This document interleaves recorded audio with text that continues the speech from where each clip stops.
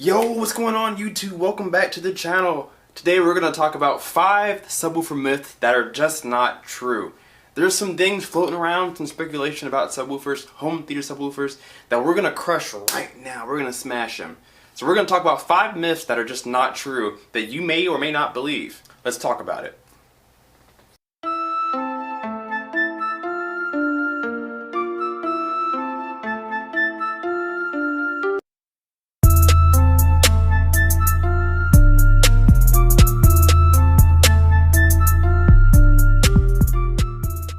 Starting off with myth number 5 is that subwoofers are only good for movies. Now that's absolutely not true. But where that comes from is when you add a subwoofer to a system, you're adding a lot of extra bass, you're adding a lot of different characteristics to the sound that people think are uncharacteristic for music.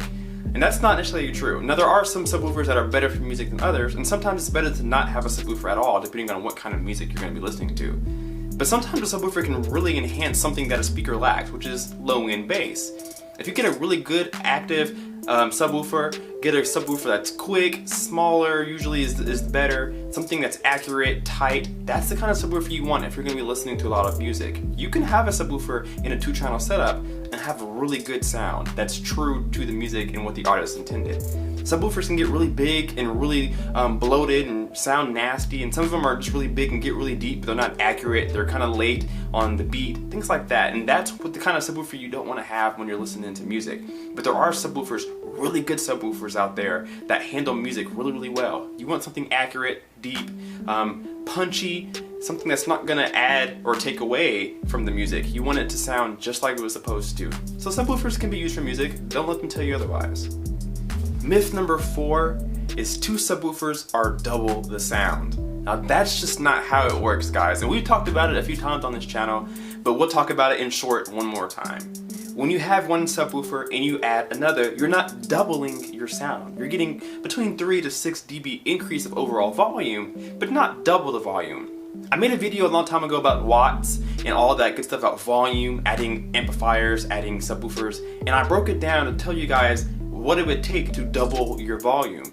If you add 2 subwoofers, you're not doubling your volume, you are adding a volume increase, but it's not going to be double the sound. What adding 2 subs does is allow every spot in the room to hear even bass. If you have one, your spot may be good, but if you move over to the left, over to the right, or move forward, or move a little bit more back, the bass starts to change its characteristics. It could be a little more louder, it could be a lot softer, it could be boomy and bloated, or it could be accurate and tight. If you add 2 subwoofers, you allow your subwoofers to blend together and produce one even wave of sound across the entire room. And the more subs you add, the easier it's going to be to have every spot in the house hearing the same thing. You don't add a lot of volume when you add another subwoofer, but you do add a few dBs or so. So it's not double the power, it's just better sound. Myth number 3 is small subs sound better than big subs. Now that can be true, but that's not the truth to the T. It's not 100% fact. I've had really small subs like a PB1000 or a Big America F12. I've had some small subwoofers like that, and I've had some big ones like my PB4000's 13.5-inch driver, big beast of a speaker. I've had all that and in between. I've even had an 8-inch when I was younger. I can tell you right now that my PB4000 are the best subwoofers that I've ever heard, and they're the biggest that I've ever heard, or I've ever had. And so, it's not true that smaller subs sound better than bigger ones, but where that comes from is being a smaller driver, they're usually better for a rock and quick punchy stuff, anything with a kick drum, a bass guitar, anything like that, the subwoofer has to move in and out as quick as it can to reproduce accurate bass. And usually, bigger subs, 12, 15, 18-inch subs, can't move that fast. Nowadays, the technology is different. Our sub drivers are made of better material, better baskets, better spiders, better leads, better everything, bigger magnets. They allow a subwoofer to move a lot faster than they used to back in the day. And so bigger subwoofers can now keep up with smaller subwoofers. So you can get a big subwoofer, as long as it's made well and it's of good quality. You can get a bigger subwoofer and still listen to that rock and to that classic and to that operatic music. You can listen to all that good stuff. It's going to sound just fine. There are times where a smaller sub makes sense because that smaller characteristic just makes sense for the type of music you may be listening to, but that doesn't mean a big subwoofer can't handle it either. So don't be fooled. Myth number 2 is going to be my favorite, and that's you can't put a sub in the corner. Now we all know that everybody says don't put your subs in the corner because that's going to add boominess, that's going to add bloatiness, that's going to add room gain compensation, boundary gain, all that stuff. You don't want to have to fool with that. Pull your subs out of the corner, blah blah blah. There are times where it makes sense to put your subs in the corner for sound purposes.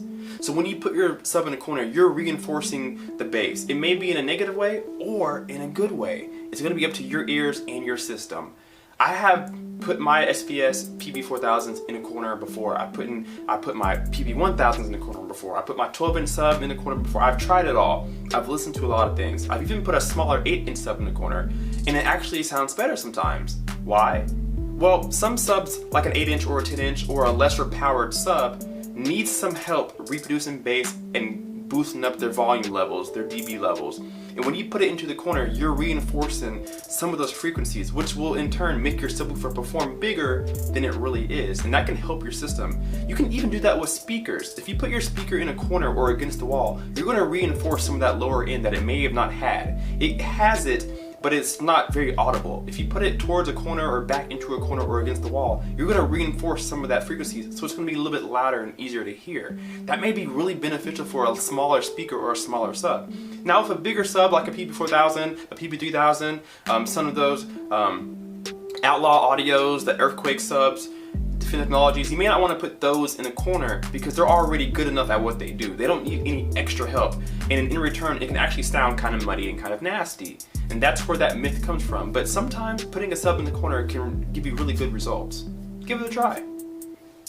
Now the number 1 myth for subwoofers on my list is ported subs are only good for movies. I've absolutely been a test of that. I've definitely tried that out. I've tried that myth here personally in my home theater, and I made a video about it. I called it, I put the SVS PB4000s in sealed mode, and I talked about my experiences with the PB4000s in extended mode versus normal mode versus sealed mode, and the results were actually mind-blowing. Movies have a lot of bass in them, usually. Earthquakes, thunder, lightning, gunfire, explosions, car crashes, whatever it may be. The subwoofer is usually always working in a movie.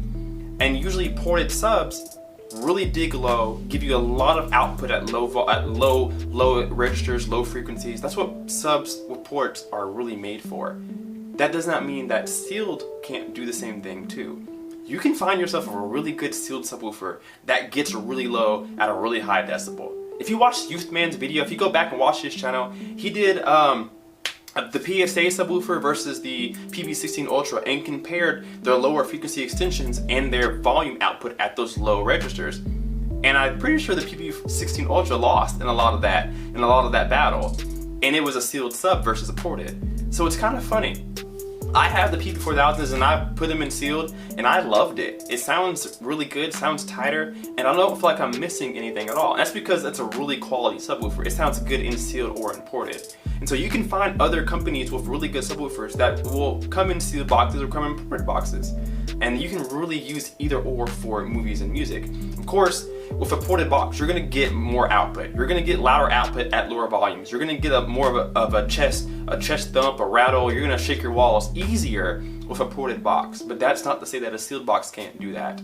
So if you hear anybody saying ported boxes are good for movies and sealed is better for music, it really just depends on what sub you have, because some subs can perform either or, like a SVS or like a PSA or like a definitive technology.